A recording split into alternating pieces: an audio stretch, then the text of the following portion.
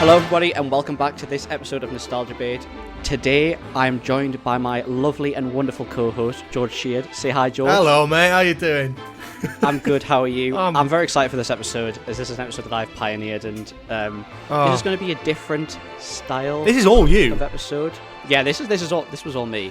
This is a different style of episode today. We're actually going to we've done like rankings in previous episodes, especially for like the Star Wars one. We're actually just going to whack straight into a ranking for this episode. And we're actually going to be ranking our top 5 video games, like favourite video games that we've ever played. Yeah. We've briefly spoke about video games previously in episode 1, where we talk about like my gaming background and yours as well. And we kind of went quite ham in the first episode with video game stuff. So today's going to be like an extension of that, but also kind of be nice to...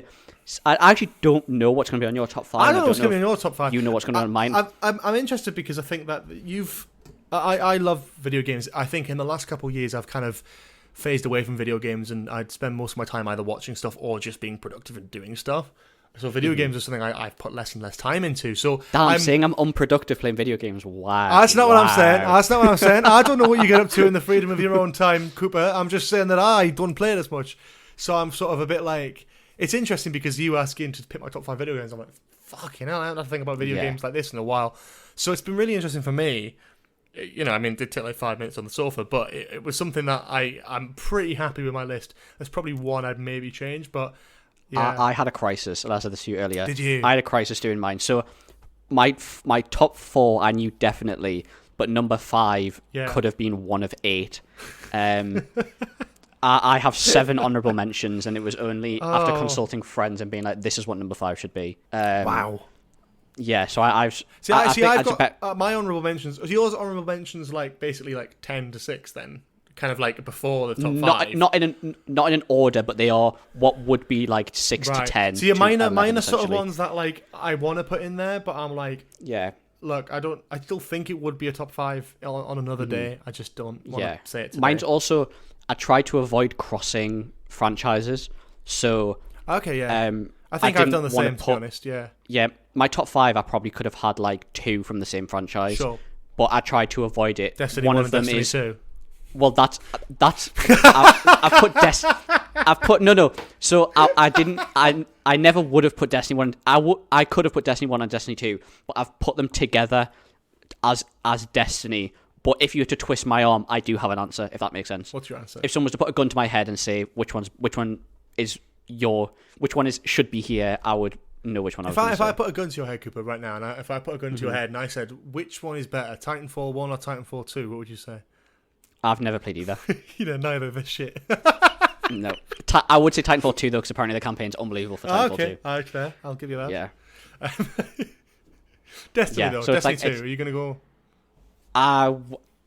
We'll get into that later on. I'm not going to spoil. I'm not going to spoil. I'm not going to spoil. Yeah. Do you want to start with honourable mentions, or would you like to start with 5 and then do honourable mentions at the end? I mean, I've only got 2 honourable mentions, so I feel like... you start with your honourable mentions, and then I'll do mine, but I'll speed through mine. So my first honourable mention is one of my childhood games, but I was put off... Right, okay, I'll tell you what it is. It's Crash Twinsanity. Now, I adore this game, but the problem with it is, objectively, it's quite a bad game. It's unfinished, and it's too difficult for its own good in certain areas. And it's just not very good as a continuation of the Crash Bandicoot series. But it was a game that I loved growing up, and I played religiously. And just something about the music, something about the visuals, something about the style of it, the visual language, everything. I adored it, and it just sort of gives me a very warm feeling whenever I see or hear anything from that game. So I love it for that, but it's not objectively very good, so it's difficult to put it in the top 5 of all time for me. And the other one is a more recent one that I love and think is brilliant, but I had another one of a similar genre in the list, and I just didn't want to put this in there because it feels like too much of a cop-out to put. So I've already got a couple of recent ones, but this one, Spider-Man PS4, the first one. I debated it as well. It's one of my favourite games. I think as a story, as a gameplay. Yeah, as a story game, it's excellent, and it's so just satisfying to swing around the city. The gameplay is so fluid and brilliant. And I love it, but top 5, yes. I just couldn't. I exempt from it, but Yeah. Yeah, What is in your that's fair enough. top 5? So Paper. my 7 honorable mentions. I Sorry, believe yeah, you might honourable have played mentions, not top 2 5. of them. Oh, okay. I believe you might. Oh no, I think you've played. I believe you might have played 3 of them potentially. You might have So- 3 of your 7 honourable mentions. Yes. Oh, God. So, Monster Hunter World, and this is not one I think you've played. So Monster Hunter World that? is a Bandai Namco game where basically the story is you are a monster hunter and you go and fight massive like Goliath creatures. Right. And you basically rank up these hunter ranks. You fight kind of like these more dragon-esque kind of creatures. It's a very famous Bandai Namco game. It has the best melee weapon combat I have ever played in any game.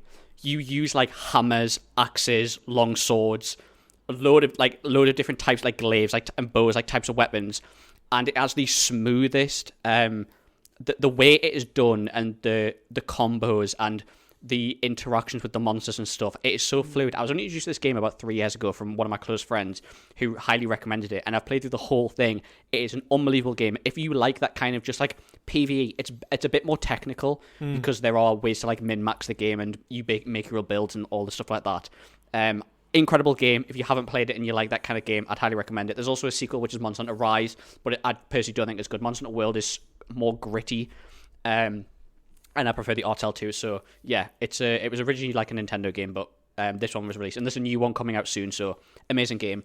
Number 2, my next honorable mention is Smite. Smite is a MOBA like League of Legends, but better. Smite I've played a hell of a lot, and I've been playing it recently. I love the idea of being able to play as different gods from different pantheons, and even just different characters from different pantheons. I'm personally a Merlin main because they released Nickelodeon collaborations with Avatar: The Last Airbender, so is what it is. Good game. If you don't like MOBAs, I completely understand. Is what it is. Cooper, my third honourable mention. Just before you continue, for your third one, can you do one that I know? Because I'm about to fall asleep. Okay. For number 3, Assassin's Creed Unity. Ah, no! I thought you were going to say a good one. Fuck. Nope. Brotherhood. 2. Assassin's Creed Unity is, after playing it again recently, is easily my favorite Assassin's Creed game. Really? I think it has the Shit, best. okay. Have you played it recently? I played it. Not recently. It has. Not in the last 10 years, no. It has the best free running Really? mechanics in any Assassin's Creed game. Really? The upgrades and the way you can the story isn't the best story in Assassin's Creed. I think there's better Assassin's Creed stories, but purely mechanical wise, assassination style, like the upgrades you can get, like the way you can customize your character and the armor you can get, is absolutely incredible. The Notre Dame mission in Assassin's Creed Unity makes this game. Essentially, that's why this game deserves to be on this list in general, because it's incredible. Fair. But yeah, movement for actually an Assassin's Creed game running around France, you're properly immersed, and it's such a fluid. Like if you watch videos and try to do it yourself, it's such a fluid the way that the mechanics and stuff work. So that's my I played next it for one. a bit. I just lost interest in Assassin's Creed. I think I loved Brotherhood and I loved 2, and I'm saying this now because these Brotherhood are on is my list and they're not in. They're not in my honourable mentions. Brotherhood got very close though, but I just couldn't because it's been so many years since I played it that I just can't even claim to sort of jump at it. I think for Assassin's Creed, for me, it's like Unity, Brotherhood. I also like Assassin's Creed 3, but that's because Connor is. I think Connor's one of the best assassins. That's the He's one so that put cool. me off. That's the one that put me off. Assassin's Creed 3. That's fair. It's not the best game, but and to be fair, some of the more recent ones as well. Assassin's Creed Origins was really good. The one set in ancient I've heard Egypt. these are really good. I've just never. Apparently Valhalla's really good as well. And I know the newest one kind of goes back to its Assassin's Creed roots as well. So it's been quite really okay. a few mixed reviews, but Maybe I'll have a look anyway. at that. My next one that you will probably know, and I don't know if you've played, is Skyrim. Have you played Skyrim? Fucking dick. Have you played Skyrim? I've played it. I famously. This is the thing. You're dragging me into this conversation, kicking and screaming. Oh no! Because I don't like Skyrim. I've never got it. I don't understand it. I've never enjoyed it. I don't understand it. Look, I know that's probably a hot take for a lot of people. Look. Wow. It's one of those ones where people hijacking your honourable mention here. I want to like it. I have given it so many chances, and I love the aspects of it. I think some of the clips are really funny from it. Fucking love Oblivion, right? But I've tried to play it, and I just don't care enough. Yeah. Fantasy game, great character customization. I'm a D&D guy, so It is what it is. I love the story's great. Not that I've actually ever finished the main story, but I've played all the DLCs and done a hell of a lot of the side quests, so that's great. I'm sure And it's good. Can I just NPCs say? are funny, so Yeah, yeah. I'm sure it's excellent. Yeah. I haven't really given it a chance in about 10 years, in fairness. But it's sort of like... Also, the speedrun is hilarious. Yeah. For Skyrim. When I have tried to do it, I so just funny. don't enjoy it. And I did an Oblivion stream a couple years ago, and that was fun. Yeah. I like the style of game. I just don't. It's like when the characters and NPCs are so goofy, I can't focus on the story. And I'm a very story focused guy, as you'll probably see. Yeah. I mean, I'm thinking about that. I'm looking at my list. I'm thinking, actually, yeah, there's There's no story games. there's two. But yeah, Skyrim has great story if you do all the side quests. Like I've not actually finished the Skyrim story once. I've only ever done like the side content. The DLCs are incredible. The whole game in general. I love the aspect. Anyway, so is that 4? I don't want to drag this. No. Whatever that is. So you got 1, 3 2, more. 3, 4. Yeah. So next one I'll do another one that I'm pretty sure you've played. Hopefully. Portal 1 and 2. Yeah, there we go. I mean, Yeah, Portal 1 come and 2. on, about time. Portal 2 being my preferred, but Portal 1 and 2 are incredible games. Like, absolutely phenomenal games. I personally believe if you have a PC, it is a legal requirement that you play Portal 1 and 2 on PC. Good. It's so good. I love cheap, these games. They are so good. Honestly, them. like, genuinely, great concept, amazing voice acting, amazing execution, amazing game mechanics. So SG, low amazing budget story as well. The first one on such it was an extension DLC for or whatever, included in Half-Life 2. You can finish Portal 1 in one sitting. Like, there's Easy. no excuses. Like, literally, one sitting. It's like 3 hours. It's not even that. It's pretty easy. Next one's... This is an honourable mention because I have a lot of hours in it, but this game is dog shit now. Overwatch. Great game when it came out. Fun multiplayer game. My God, when they released Overwatch 2, they ran that game into the ground. It is a joke now. I'm not even going to stay on it. I was a Genji main and a Winston main. I have gold weapons. I've played competitive many, many times. I don't know what any of that means. I'm not going to go any further. You just spoke a foreign language there to me. I don't understand I'm just what any of that pass. means. It's awful now. My final honourable mention, sorry to go on for so long, it's good. is Borderlands 2. Okay, I've never played Borderlands 2 being but... the grandfather of looter shooters, that invented this looter shooter. And I'm a Destiny fan. Well, I was a Destiny fan. Great game, amazing story. The villain in it, Handsome Jack, the villain in Borderlands 2, I personally think is one of, if not the best video game villain ever. Down to voice acting, casting, execution, fantastic. The game's funny. It doesn't take itself too seriously. I'm not going to mention the Borderlands movie because I think it's going to be a car crash. But if you haven't played Borderlands 2, it is a sequel to Borderlands 1, but you can play it very easily on its own. It's fun, it's funny, DLCs are great. It's got loads of replayability, being able to play high difficulties, and great game. Again, friend introduced me to it, was an amazing experience. That's my honourable mention. That's you've rattled them off. That's impressive, I would say, because that's a lot of games to cover. To the actual top 5, where I can actually go in depth and talk about some of these. Yeah, I don't know how you want to do this, but I have a feeling... I will let you go first if you want. So, annoyingly, outside of the podcast recording, I decided to have a guess at one of your games in your top 5, and I guessed Destiny 2. Yes. I would love it if you could try and guess one of the games on my top 5. Modern Warfare 3. Interesting. Really? So my number 5 is Call of Duty Modern Warfare 3. Yeah! See, I didn't drag him off the street.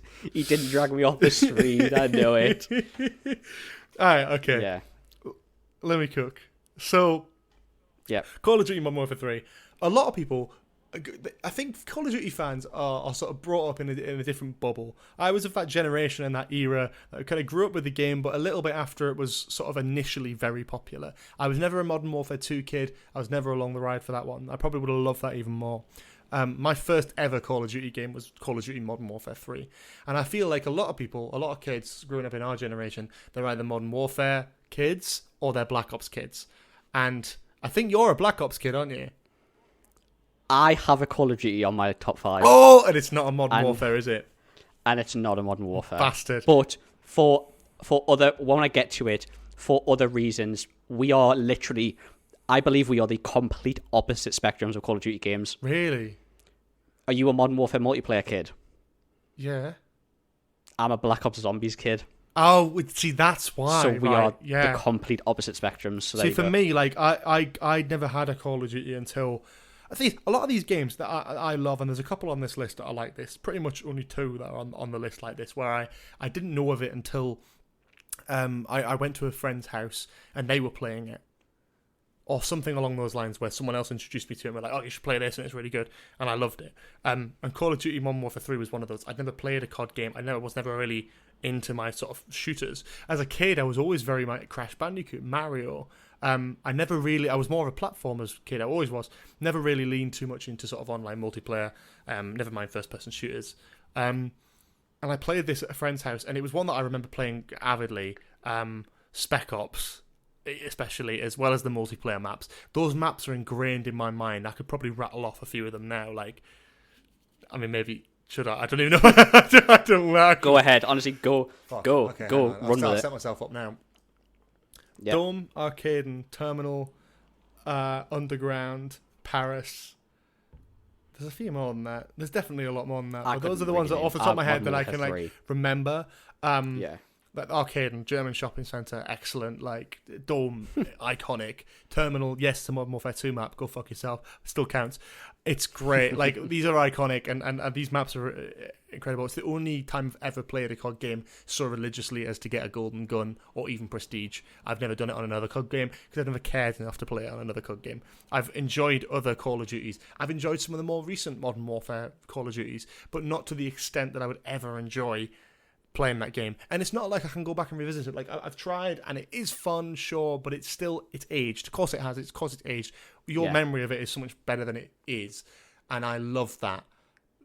Not because the game's brilliant now by today's standards, and it is. Don't get me wrong, but it hasn't got a massive player base. But the memory I have of it in my head is what makes it so good. It's such a good game. Yeah.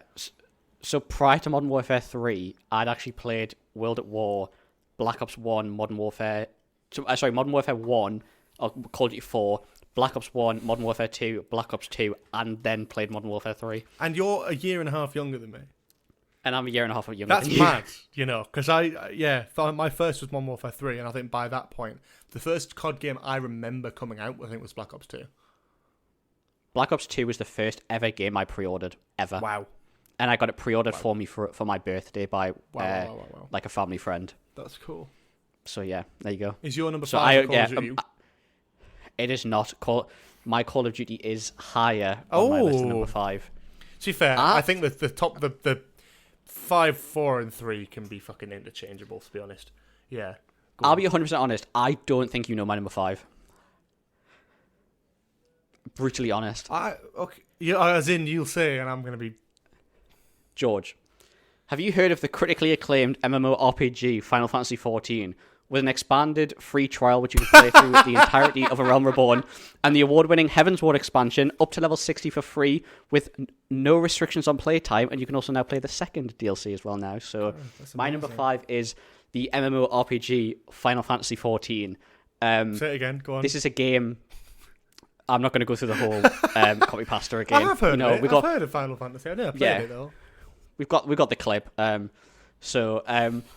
Fantasy XIV is... I mean, there's so many Final Fantasy games now. They're typically JRPGs or turn-based games, with Final Fantasy VII being the most famous of all of them. Final Fantasy XIV is like a complete switch. It's not attached to the Final Fantasy universe in the slightest, really, bar a few crossovers of things called primals in it. But it is a 10-year-old game now, maybe. MMORPG, so basically you make one character, you go all the way up to level 90, but there are a range of different classes you can play. It's like a team game, so you can play a DPS character, you can play a tank character, you can play a healer character, but the classes are so, they're so well in the rotations, the different abilities that you have are so well integrated, the character customization is great, the story is phenomenal. I have 450 hours on it at the moment, and I've only scraped the barrel of the final DLC, or the current, the newest DLC, with the new one coming out this summer. I don't want to go on too long about it, but it's an incredible game. If you enjoy MMOs and if you enjoy MMORPGs or MMOs in general, and you haven't given Final Fantasy a go, honestly, I think it's the only MMO I've played, but I play it with a massive group of friends. Even if you play it solo, it's incredible. The story alone is worth playing. The DLCs, Heavensward, the first DLC, is one of the greatest story point I've ever done. The music in it is phenomenal. Like, it is out of this world. If you're a massive video game music, which some of mine are very big video game music stuff. So, but yeah, it's a fantastic game. I have played a game, like I said, like 450 hours. I play it with friends. I've not played it very recently, but it's one of those games that I only picked up 3-4 years ago. And every time I go through like phases where I'll just binge play it for forever, and then I'll kind of drop off of it a little bit, and then I'll go back. But it's one of those games that I've always got installed. It's been installed on my computer for the last like 4 years, and it's just never been uninstalled. So that's kind of how you show. So yeah, great game, but that's my number 5. A great justification for it. I love that. I have heard of Final Fantasy. I have never seen gameplay from it. I don't know what it is. But Final Fantasy's it's not my cup of tea. I think that's the problem. I'm not an MMORPG guy. Yeah. At all. But that's just personal preference. Like you'll come to see what my personal preference is. Either something that has a really strong story, or just something that for some reason is connected with me for longevity purposes. Yeah, but 100%. You know, I love that, and I yeah, it does interest me that there's so much. Like I've heard so much about these games, but don't know anything about them. So the thing that I read out at the start is a copy pasta, because basically it became quite popular because it is. Right. I mean, you have to pay. You pay. Like, I pay a monthly subscription to play it. Like, that's the kind of. And I bought the DLCs, but it has a complete free trial that you can play the base game plus the first 2 DLCs now for completely free. You don't have to pay a penny for them, and that's like close to 100 and something hours of gameplay for completely free. And it's a great introduction to the game. Good. And I played through the whole base game and the start of the DLC before I started paying for it, because I wanted certain classes. But it's incredible, great game. So love that. Yeah. And we love when stuff they give like good promotion for it. So yeah, fair play. There you go. Go off. None the wiser. Do you want to go for number 4? I can go for number 4. So number 4 is a game that, as of recording, I'm currently playing over on Twitch. I knew this would be on here. It was one of these games, and this has to be the one. This is probably the only game I've played to completion 100% over like 12, 13 times. Easy. Oh my god. Batman Arkham City. Yeah. Is one of the best games I've ever played in my life. It is a religious fucking experience. Which I seem to describe a lot of things as a religious fucking experience now. But this really was. And I adore this game.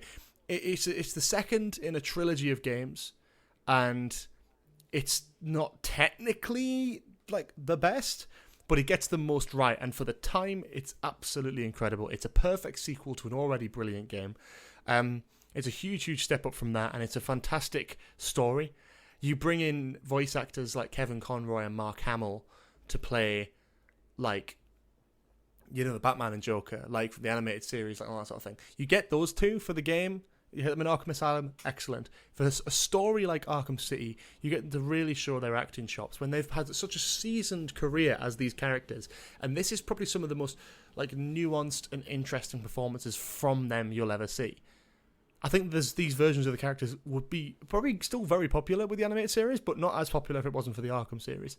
Seriously, like, incredible. And then you have other stuff. I was playing it on Tuesday as of recording this, and I got hit with a sort of thing where you hear voice actors and you're like, fucking hell, that's...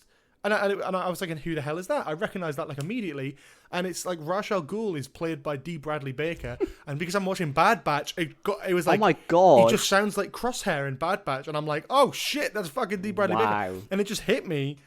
And then you get so many characters like that, like the guy who plays what's his fucking name? Mike Ehrmantraut in Breaking Bad. He plays Commissioner Gordon in Arkham Knight. And like I never knew that until I played it again, and I was like, "Fucking hell, that's Mike." And you get stuff like that, but the voice acting is brilliant. The game is fantastic. This is all story. The game actually isn't that long of a game. Arkham Asylum is I'd say doable in like 3 or 4 hours, and like Arkham Asylum, it's a collectible focused game. So you've got the story, and you've got a smattering of phenomenal side missions. But the Riddler trophies and those collectibles to 100% the game are key. You're doing puzzles, you're doing riddles, you're doing these sorts of things, and it's some of the most engaging, like 100% like earning tactics of a game I've ever played. There are games higher on this list that have 100%. Well, there's one game on this list which has a 100% option which I've never completed, but absolutely love it still. But this is one where it's like doable and achievable, which makes it more of a drive to do it. and it's probably the best adaptation of Batman ever. Just throwing that out there. Over the movies and everything. Yeah, easy. Fair enough. The movies. I remember. The movies will be good.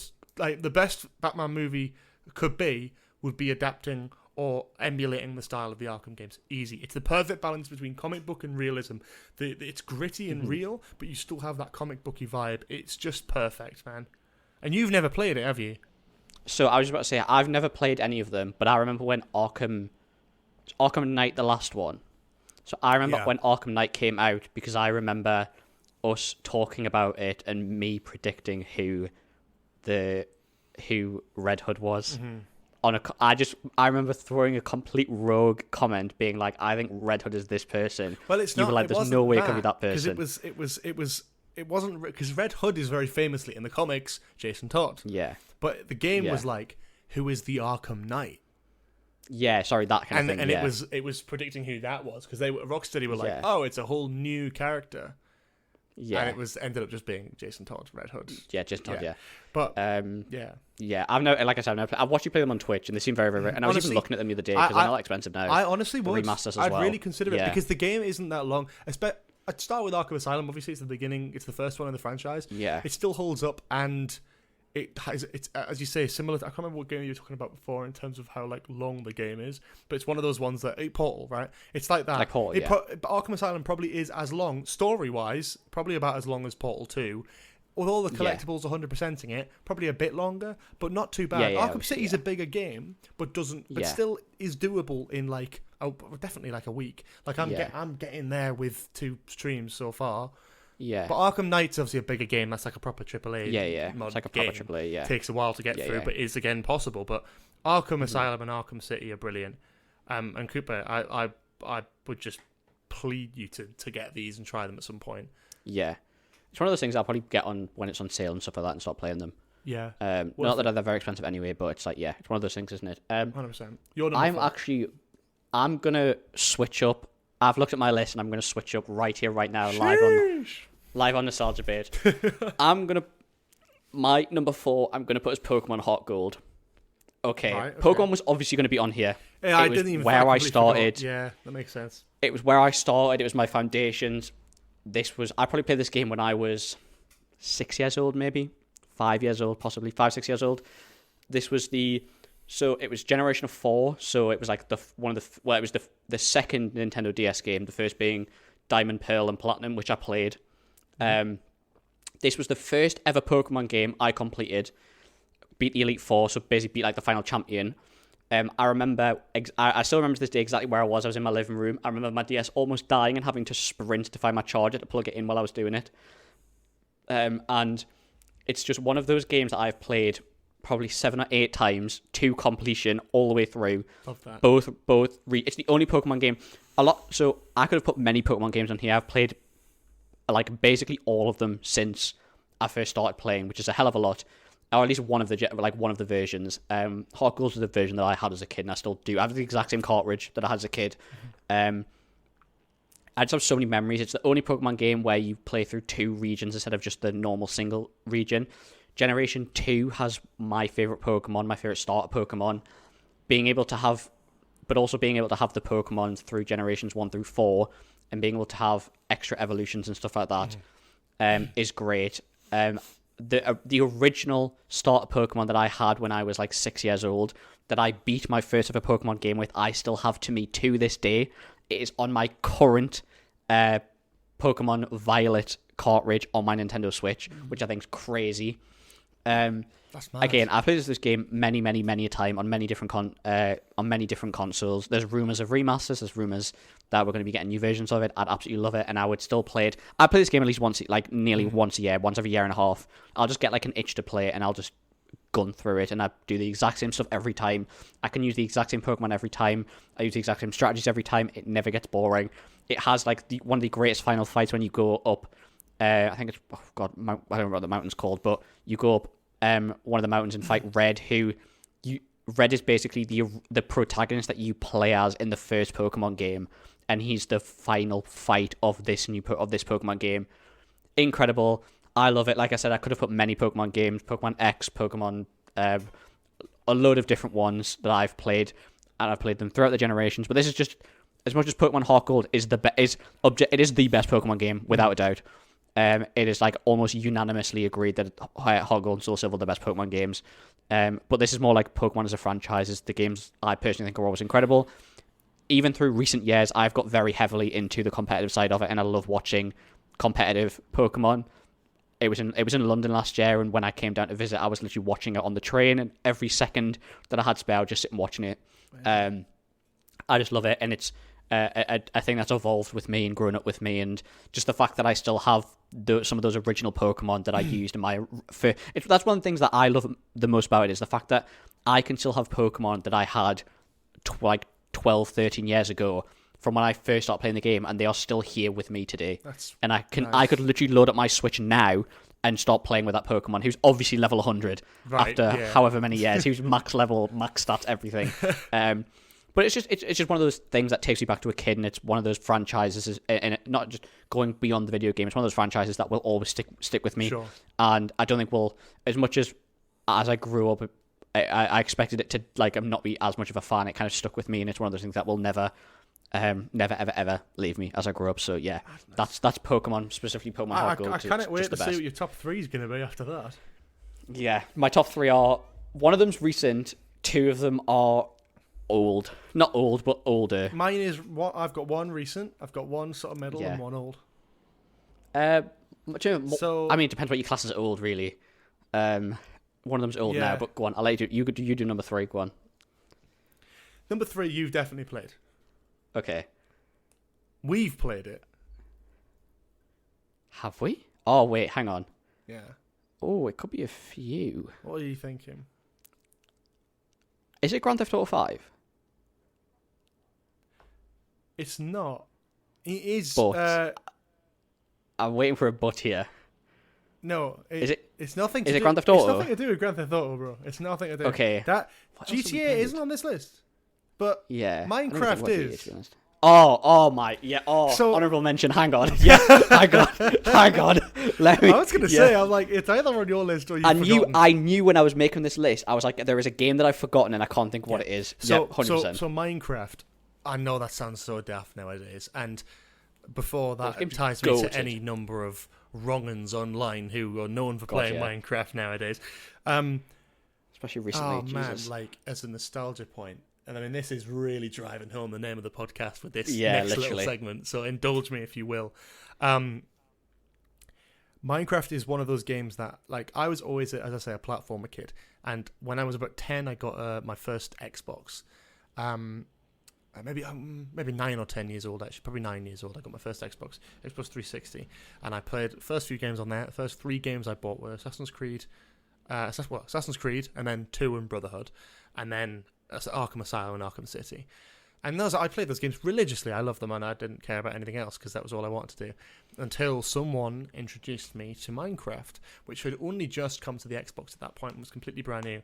And around the same time of me getting introduced to Minecraft, I also got introduced to a channel called the Yogscast, which on YouTube, which I absolutely adored and still do to this day to an extent. I don't watch as much of their content anymore, but they had a Minecraft survival series, and then Shadow of Israel, which I don't know how familiar you are with their stuff, Cooper, but I'll let you finish and then I'll go on about my Minecraft YouTube side. So Shadow of Israel was like a sort of a series where they pretended that they were just 2 normal Minecraft players, and there was like a weird world and story happening around them, and they were being called to adventure, and there were characters and stuff, and it was basically they had a team that built all this stuff in and planned the story out, and it was incredible as a kid to watch that. It's like, what, it made the world feel magical. And then on top of that, just playing survival was just an incredibly fun experience. Like, Minecraft has that massive nostalgic appeal for me,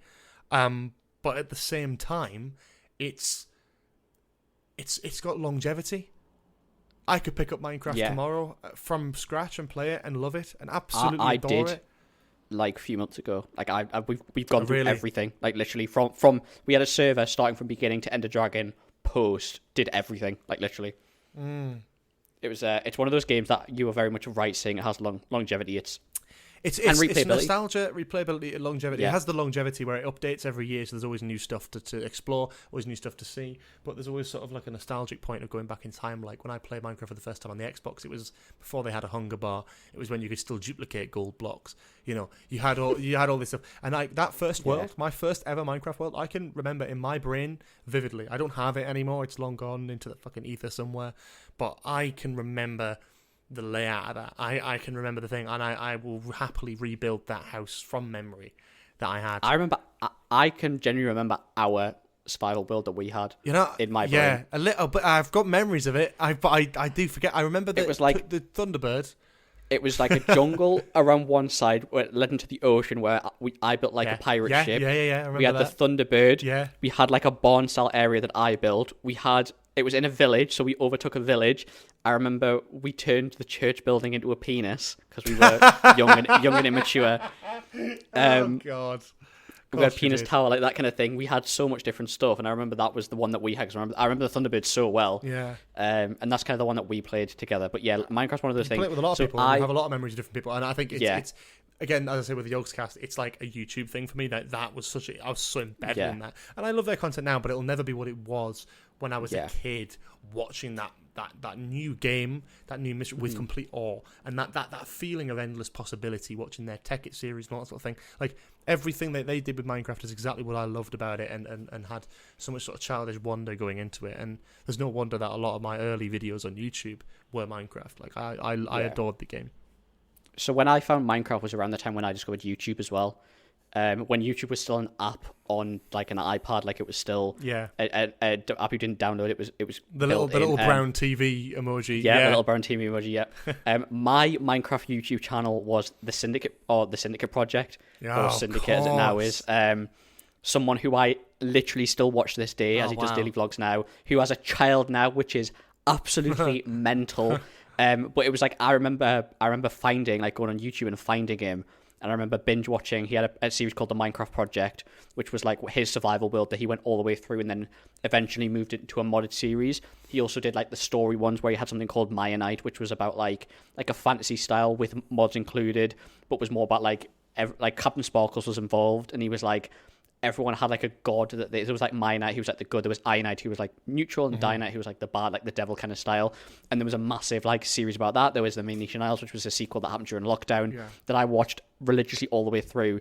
And yeah, it's one of those things. I very much tie Minecraft into YouTube as well, and YouTube being 100%. massive when I watched it. It went hand in hand, didn't it? And I think of our generation, that's a lot of people who got inspired by that. Definitely. That's why I was so happy when like a year, 2 years ago, when Minecraft kind of resurged on YouTube, 100%, and so many old content creators came back and were doing Minecraft series and the Minecraft parodies. Minecraft parodies, I guarantee you 90% of Minecraft parodies you could put on to this day and I would know every word. Yeah. Without a doubt. Yeah. I still have some of them on my phone. I have them bought, downloaded on my phone. Like that's the dedication. I love that. But yeah, Minecraft, I honestly completely forgot, but yeah, 100%, without a doubt. Yeah. 100%. What's your number 3? My number 3 is a very recent game. Like within the last year, What? game. If you say Helldivers, I'm going to punch you in the face. I'm not going to say Helldivers. It's not that new. No. I'm not playing Helldivers. Oh, God. Honestly, I'm sick of people recommending that to me. My number 3. As I said before, I'm a Dungeons & Dragons guy. I like a good bit of Dungeons & Dragons. Down by the river, Baldur's Gate 3 is my number 3. But right, I completely understand, before you freak out, and I can see you screaming on the camera, I completely understand Baldur's Gate is not for everyone, right? It's turn-based, it's this role-play, turn-based kind of style, right? If you break it down to a story player game, it is an incredible story. Honestly, the NPCs, the characters are incredible. All character stories are incredible. Why are you pulling this face? The fact you can go and do the story how you want, the way you want, is amazing. There are a plethora of different endings. You can romance a plethora of different characters. You can customize your character to the nth degree. You can download mods if you want to customize your character even more. There are a load of different races, a load of different classes, a load of different subclasses. You can change as much as you want through the entire thing. And as I said, I'm a Dungeons & Dragons guy, and it's very faithful. It's very faithful to Dungeons & Dragons, and it's a great way to play Dungeons & Dragons just as a video game, essentially. And I know there's previous Baldur's Gate games and there's Divinity Original Sin, but this game, the music in it alone is one of the best soundtracks I've ever heard for anything, and I will honestly die by that. Fair enough. The Raphael's final act soundtrack when you go to the House of Hope and this means nothing to you is... Yeah, I mean, honestly, I'd love to play, like, next time I see you, we'll sit down and I'll play some of these songs for you. They are... I don't know you're a massive music guy. You would appreciate... Yeah. The music is phenomenal.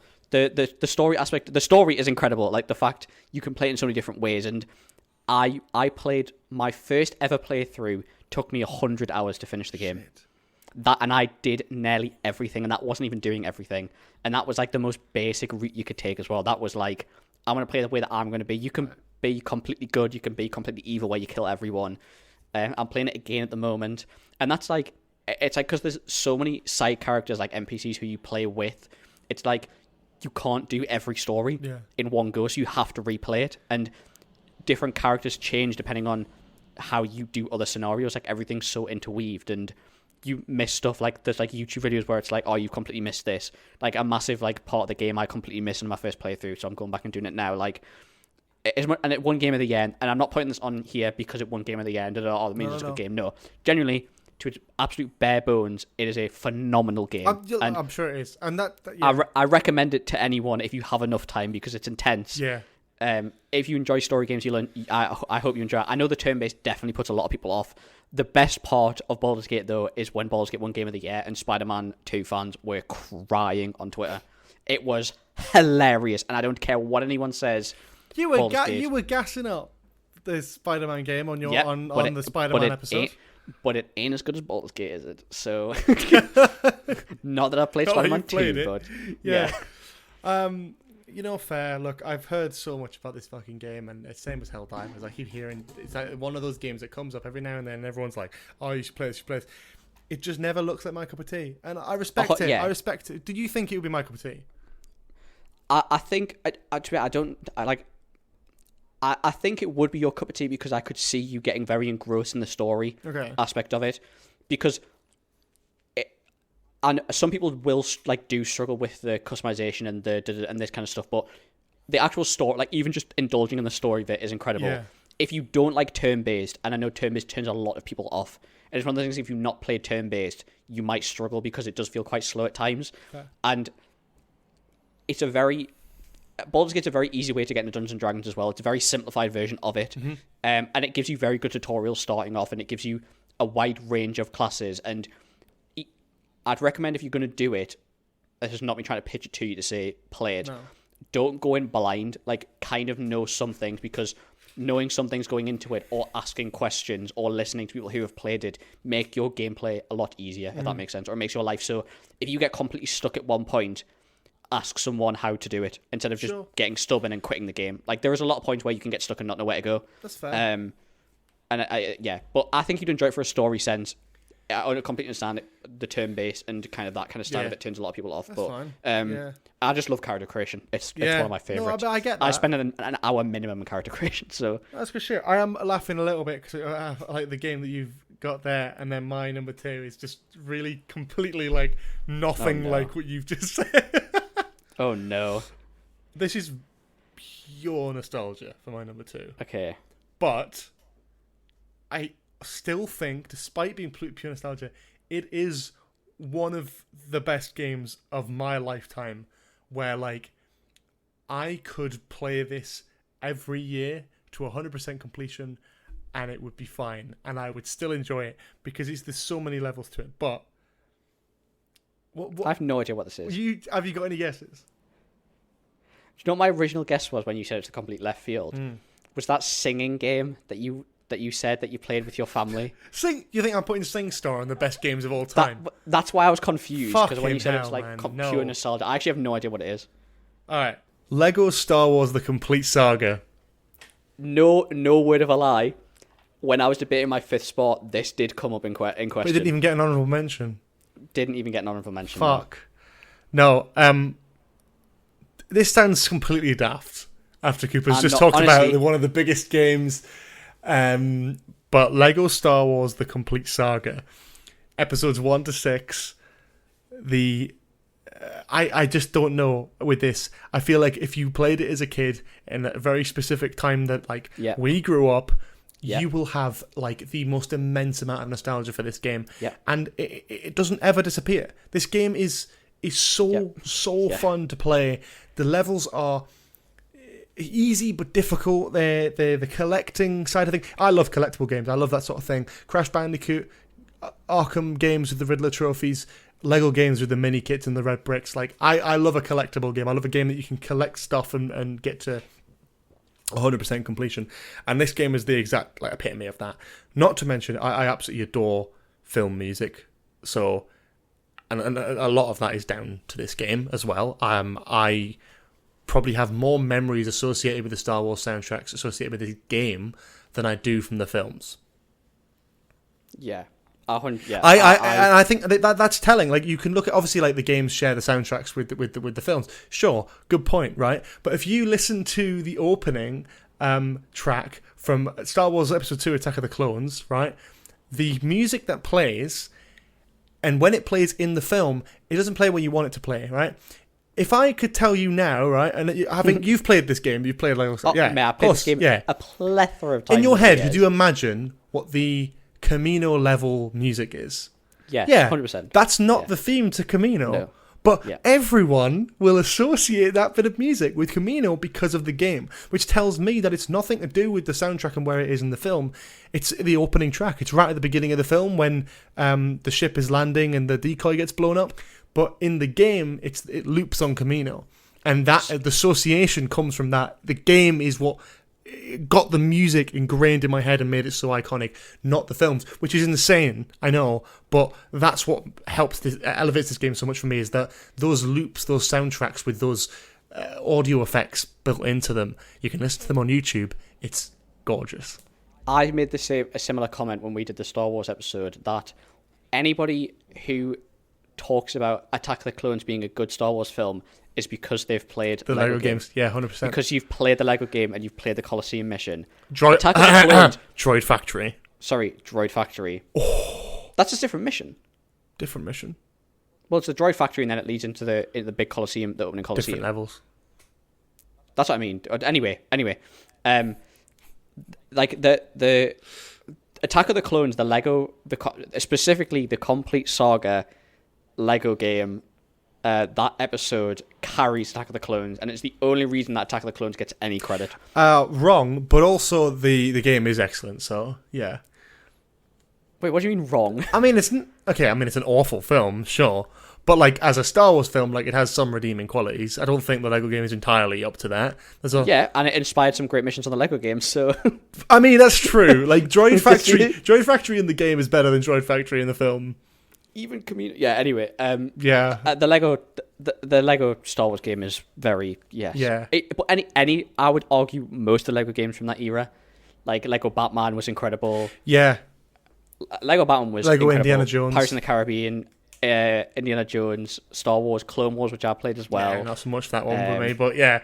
Not as good as the Complete Saga, but still. But Complete Saga, but even shout to because a Complete Saga is a sort of amalgamation of two existing games, and a big shout out to the original Lego Star Wars video game, which was just the prequels and had the menu in Dexter's Diner. Also very nostalgic, including that little New Hope mission, which got lost to time, where you could play as Vader and a Stormtrooper in the prequels game, and that was a cool thing that you could unlock. But the Complete Saga was massive and brilliant, and it's just incredible, and those levels are so iconic, even if they're not accurate, half of them. I love them. And that's true. Yeah, they're not. Like the General Grievous fight, that's not remotely accurate, but it's... Oh, the General... Yeah, but it's great, so good, though. It's great. It's iconic, and you remember it in your mind, like the Mustafar level where you're playing against Anakin, and then you're like two players, and then you fight against each other. Oh, yeah. It's just fucking brilliant, man. So yeah, it's daft. It's a kid's game. It's dated. It's still one of the best games of all time in my mind, because it's one that I guarantee, like... If I'm going to like show my kid any video game, it'll be Lego Star Wars: A Complete Saga. If I'm sat on my deathbed at 80 playing a video game, it'll be Lego Star Wars: Complete Saga. Yeah, that is completely understandable. 100%. What's your number 2? Cool. My number 2 is my Call of Duty game. Oh, shit, we got there. My number 2 is Call of Duty Black Ops 3. As I said earlier, I was a Black Ops kid. I was specifically a Black Ops Zombies kid. So I started off with Black Ops 2 Zombies, where I played it with my cousin when we unlocked it and finished the campaign and unlocked 5. Then played Black Ops 2 when I got Xbox Live and played Transit quite a lot, and then played Buried and Origins as the DLCs. But Black Ops 3 was like the pinnacle. Black Ops 3 was... I didn't think I was very good at zombies, and then played one round of zombies and played one game of zombies and got round 30 and was very proud. And from then on forward, played zombies religiously for the next 2, 3, 4 years. My Xbox account is Prestige Master in the zombies mode. Wow. So, I love that. But it also, like you're saying with Minecraft, ties very heavily into YouTube. During the Black Ops 3 era, the Call of Duty Zombies YouTube, NoahJ456, Mr. Waffles, Mr. Dalek JD, to name a few, Mr. T-Lexify. Don't know any of these, but yeah. Was one of it's like the greatest YouTube, my favourite YouTube era ever. I would watch, because it had like a massive convoluted storyline where nothing was ever in order, and there was different timelines and there's different versions of same characters. And I've got a notebook at home still, somewhere in a drawer, and I used to write theories about the Call of Duty. Like, as every DLC map came out, I would be writing theories about the story. And honestly, 90%, I was honestly correct. Like, genuinely, hand on heart. That's pretty good. Most of them, like, a lot of them were correct. But yeah, down to the gameplay loop, the round base, the pack-a-punch machine, being able to train the zombies, being able to build these special wonder weapons. My favourite, for anyone who's played Call of Duty Zombies, my favourite map ever is Origins. Origins is originally a Black Ops 2 map, got remastered for Black Ops 3.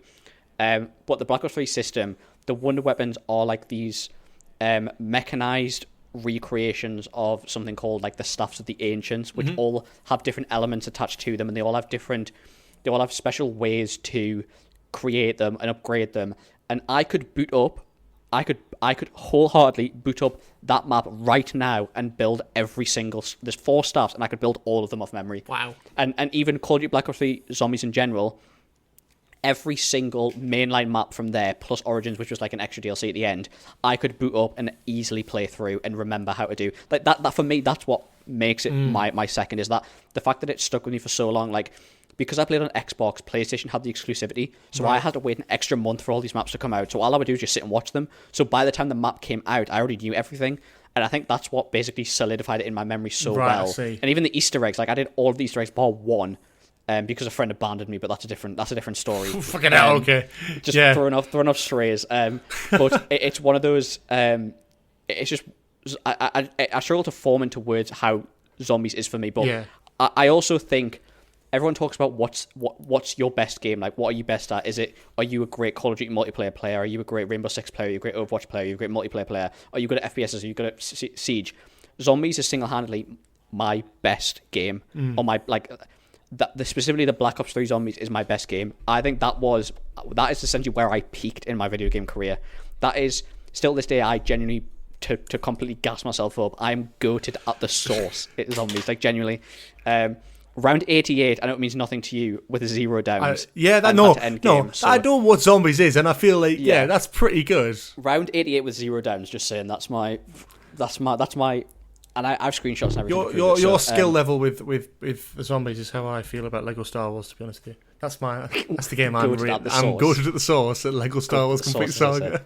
Yeah, that's just Zombies as a mode in general. It's a shame that it is post Black Ops 3 is an absolute car crash for Zombies.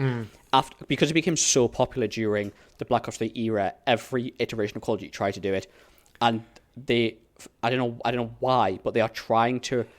Black Ops 3 is the peak. It's the best format. It's the best game system. It's the best of all of them, and they try to just keep changing it and mixing it up and making it. They're trying to make it into a they're trying to make it close to multiplayer, and it just doesn't work. They need to just go back to the bare bones, and it's amazing. I love it so much. Sick. Oh, incredible. What is your number one? If it's not, you could guess my number one now. What mine is. I don't know if I could. What haven't I said?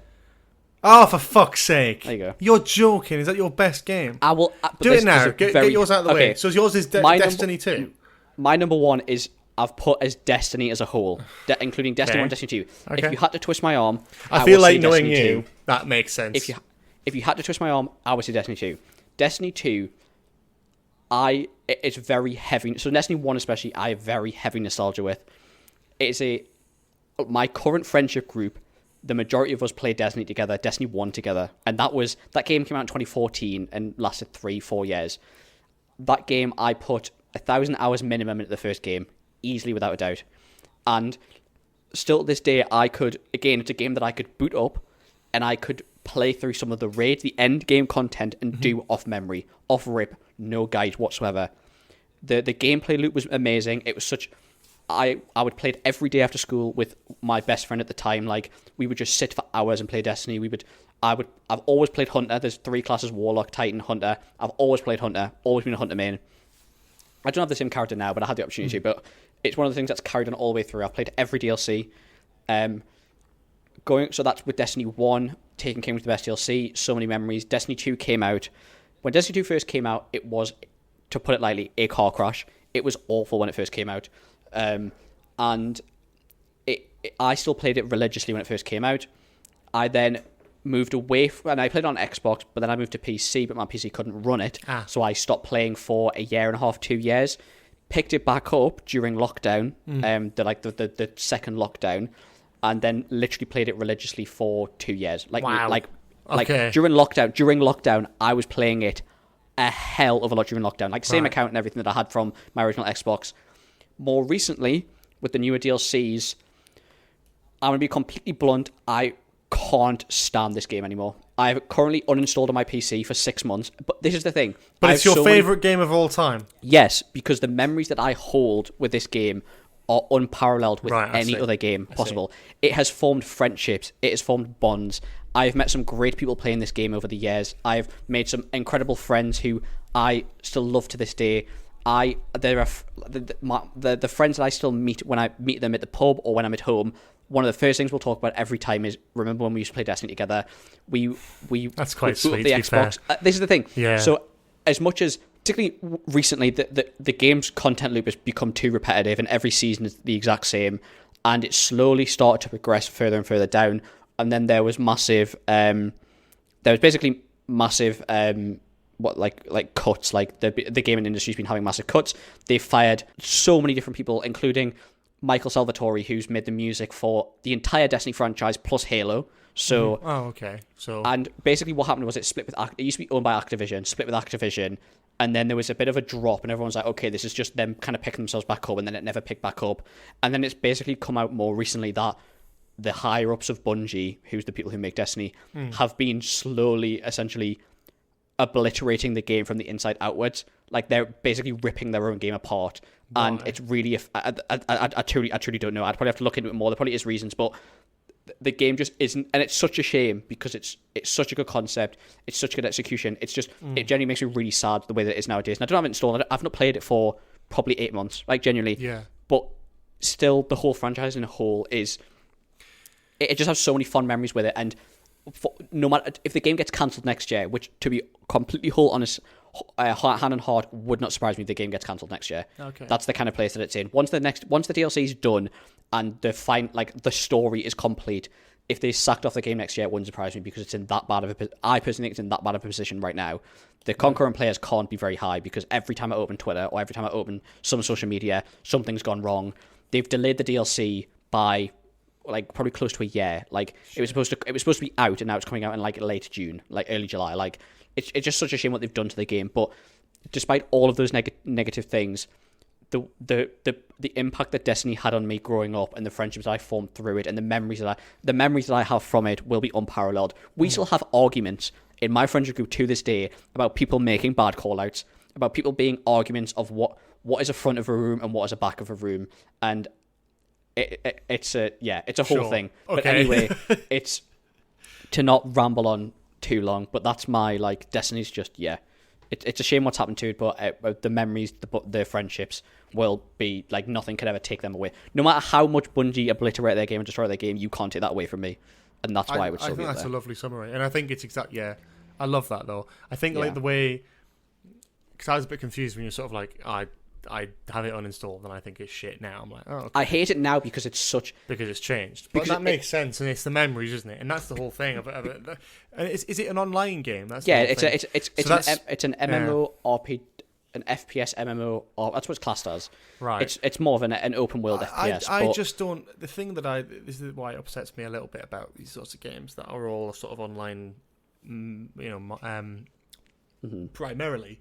I find that once they're gone and they're past their date, you can't revisit them and you can't recapture those memories. Whereas with stories like Arkham City, if that was an online game, I wouldn't be able to play that now. Yeah. But I am able to play it almost exactly how it was when I first played it, and it's exactly the same, and it's brilliant and amazing and whatever.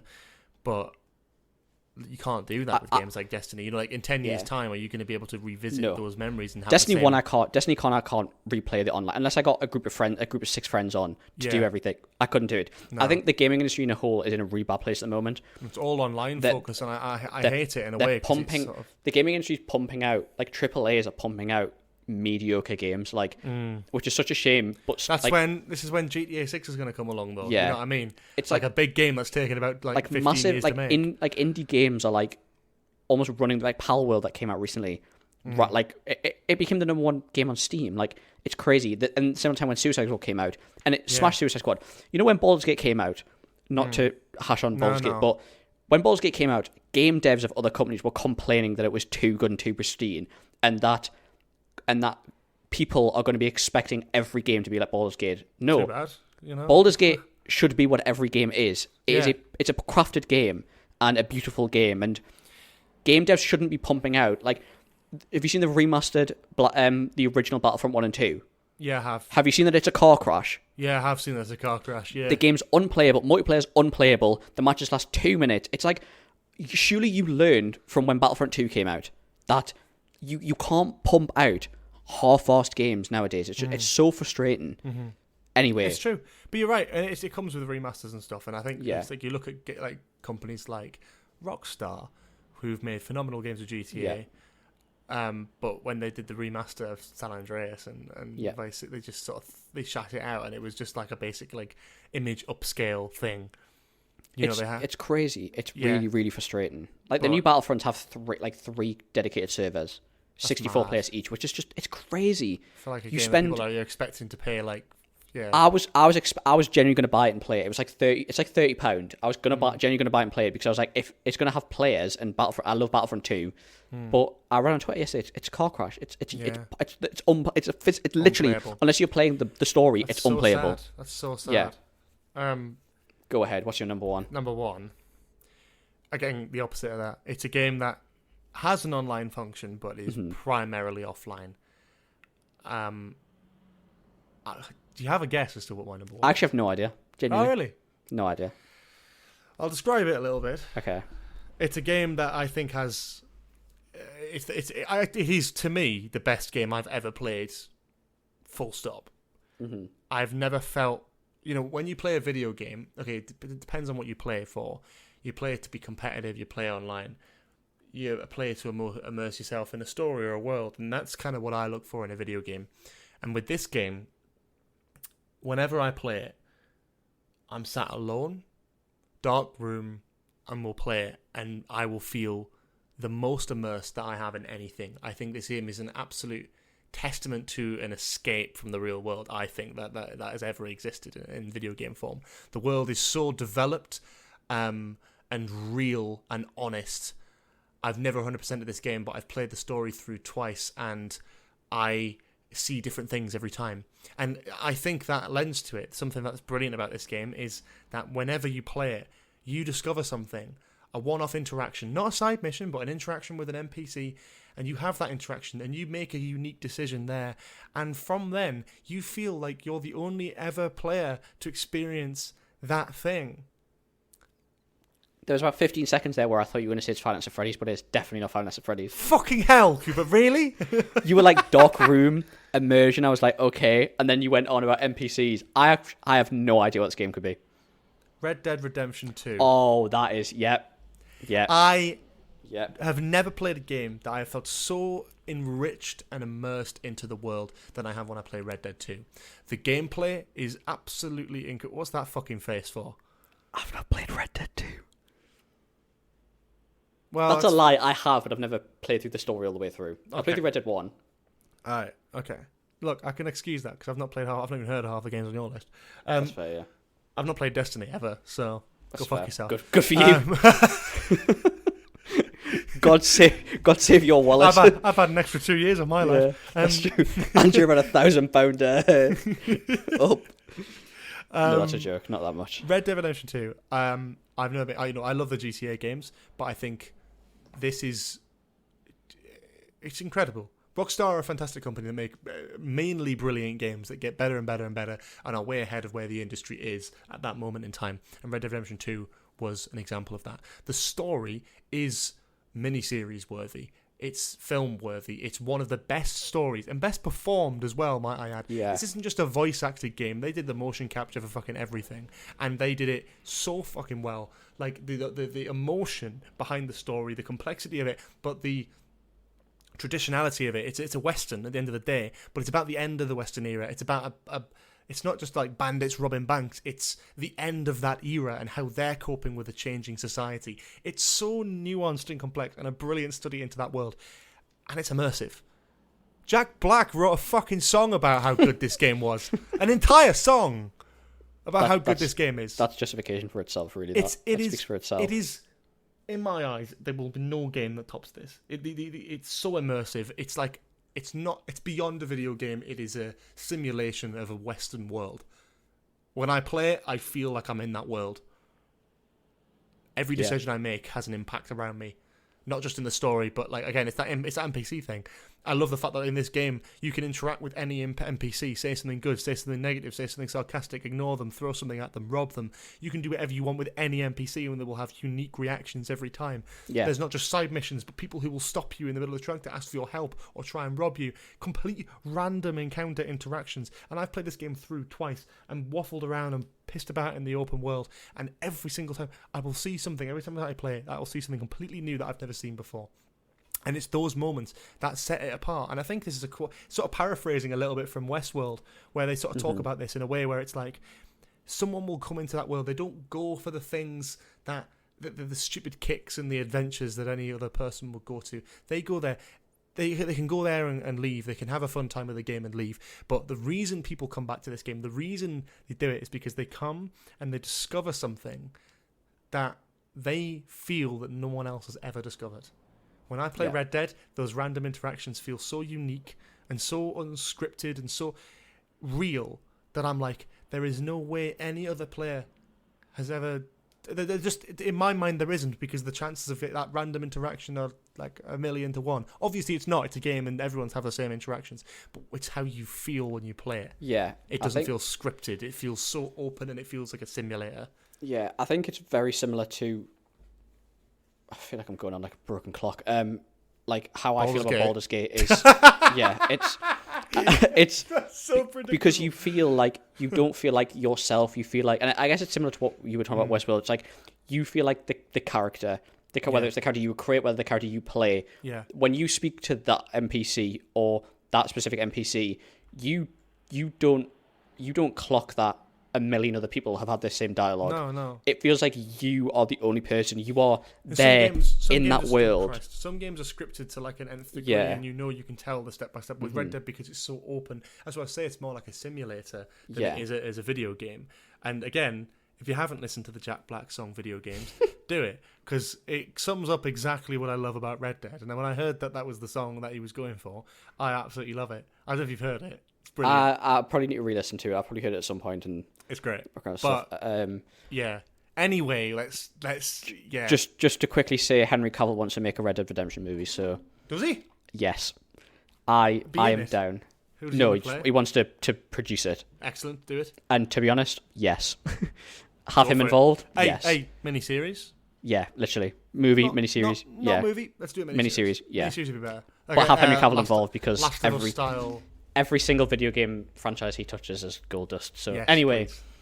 To move on, because we've been going quite a while. I feel like it's been a very nice episode, and we've managed to... It's been a lovely episode, yeah. It's been a very lovely episode. Stuff. Let's move on to Just News. Our only scripted section of Just News. Just News is a little segment we have here on Nostalgia Bit. This is your first time, where we take a funny news story that one of our hosts, either me or George, depending on the week, find and kind of review and talk about.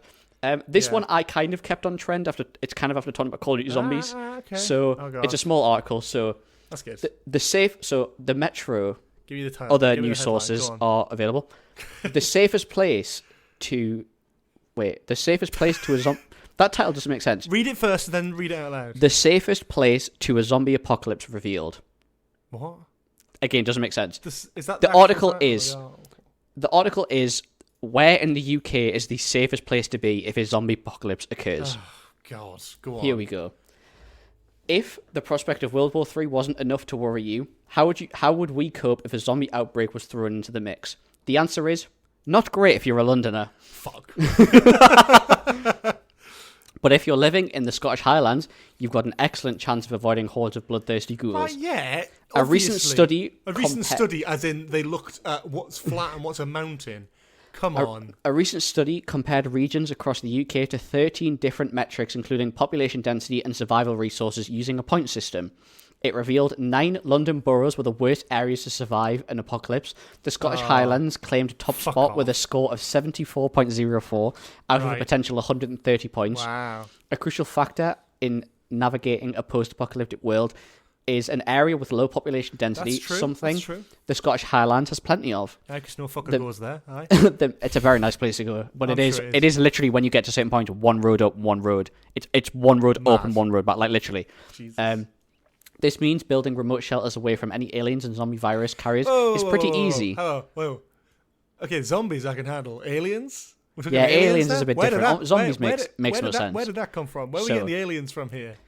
What the Other fuck? locations in Scotland took the top spots, including Argyll and Bute, and Butte in second, and Orkney Island in third. So, best places to survive. And I want to say this is not an alien invasion, a zombie apocalypse. Alien invasion and zombie apocalypse. at This the is same just time? I'm not taking alien invasion. Alien invasion is completely different. The best places to survive zombie apocalypse: 1, Scottish Highlands; 2, Argyll and Butte. I'm going to call that. Yeah. 3, Orkney Islands; 4, Fermanagh and Oman; 5, Eden; 6, Gwynedd; 7, South Lakeland; 8, Eileen Sear; 9, Stirling; 10, Powers, I think that's pronounced. The worst places to survive a zombie apocalypse: 1, Lewisham; 2, Tower Hamlets; 3, Newham; 4, Lambeth; 5, Greenwich; 6, Barking and Dagenham; 7, Wandsworth; 8, Luton, which Luton's a fucking awful place. So 9, not even actually Zombies would go. Zombies want to go there. Fucking 9, shithole. Southwark, and 10, Harrow. Harrow. The first city that comes up on this list is Stirling, which is the 9th safest spot in the UK. Oh god. A Jeff Bet spokesman said, "It's fascinating to discover which parts of the UK offer the best shot of a survival during an apocalypse, with less populated areas and abundant natural resources coming out on top. Interestingly, Stirling stands out as the only city that could potentially serve as a safe haven in an apocalyptic circumstances. In fact, it's a good news for Scottish residents, as the study revealed there are plenty of Scottish areas perfect for surviving and hiding from the dangers of urban areas. Unfortunately, it doesn't look good for those living in London or any other busy UK city. It seems opting for quieter, more remote locations might offer a better chance of survival." Right. No offense, Cooper, because I know Yeah. you pulled this.